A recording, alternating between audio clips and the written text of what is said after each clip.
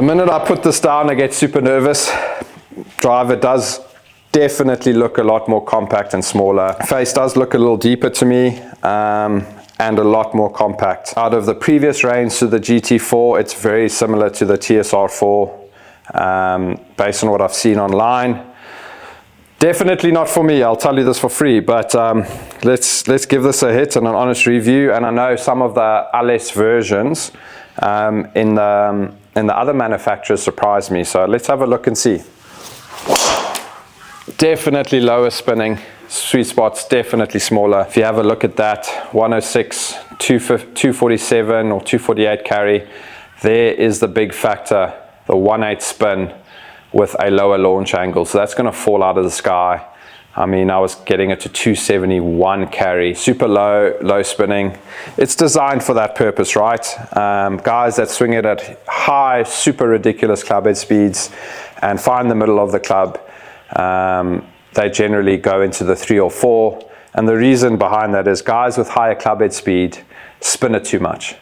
You know, so you can change the ball and do all you like to go into a low spinning ball, but the club also needs to give assistance with regards to launch and spin.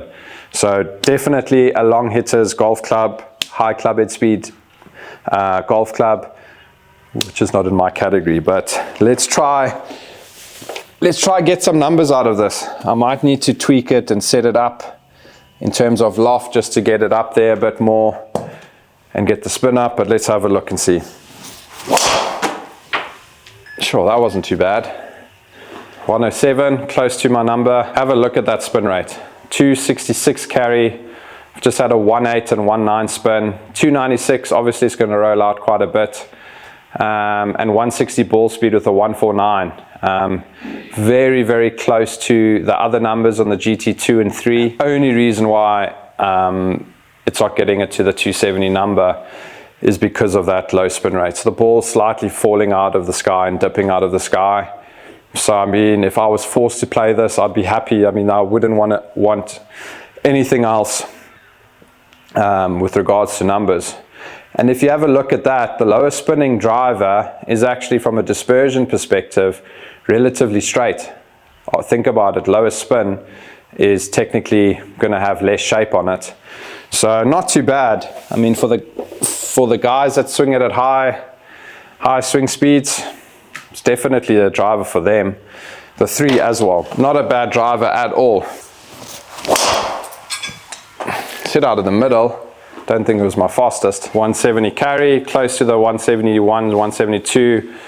Hit it out of the middle a bit better, and there's the spin rate that went up a bit with a better launch angle. 294, 161, 150 smash. I mean, I can't ask for more. Really, really good driver. I mean, I can hit it at those good numbers.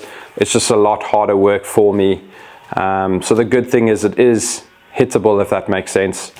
It's not as difficult as what it seems, but I just don't want to work that hard. If I had to give this an honest rating, from a look perspective, I'll give this an 8 out of 10 for me, just because I don't like that compact look, if I had to go back to that. From a feel perspective, also 8 out of 10. When you do hit it, you know, out of the toe, out of the heel, you really, really do know about it. And then from a performance, I'd give it an 8.5 out of 10. The only reason it's another 0.5 out of 10 is because it surprised me. When I hit it out of the middle, it did what it needed to do. I was scared that I was never going to get that spin rate to 2.4, 2.5, even if I hit it out of the middle with my low clubhead speed, and it did the job. So all in all, I think the performance on the GT range is really, really good. I mean, I think on most drives that I've hit, I was above 160 ball speed with most of the drives, which is really good. I know on previous drivers, I've been the low, high 50s, low 60s, but on average, this has been in the 60s with all the drivers, which is really good. And as you can see by the smash factor being at 149, 1.5, 151, I mean, I can't hit it physically further than that. So from a performance perspective, it's really good. If I had to go back to the sound is unreal. Very, very different to the older driver models in the Titleist range. And I think job well done to them for, I wouldn't say sorting out the acoustics, but just bettering the acoustics. So well done to Titleist for that. Wraps up the new GT driver review. That was super, super fun, super exciting. I didn't know what to expect with all the drivers, and all in all, it was a really, really good driver, I think. Really cool thing is this is going to be the first GT review in South Africa, which I'm super excited about. We've timed it right and caught it early and got hands on the product early. If I'm not mistaken, this driver is going to launch to the public on the 23rd of August, if I'm not mistaken. It's a Friday. So really, really exciting stuff. Nice slap bang new driver in the middle of the year, which is super exciting. So yeah, guys, please like, share, subscribe to our channel. We do this for you guys and do the honest reviews on all the products in South Africa for you guys.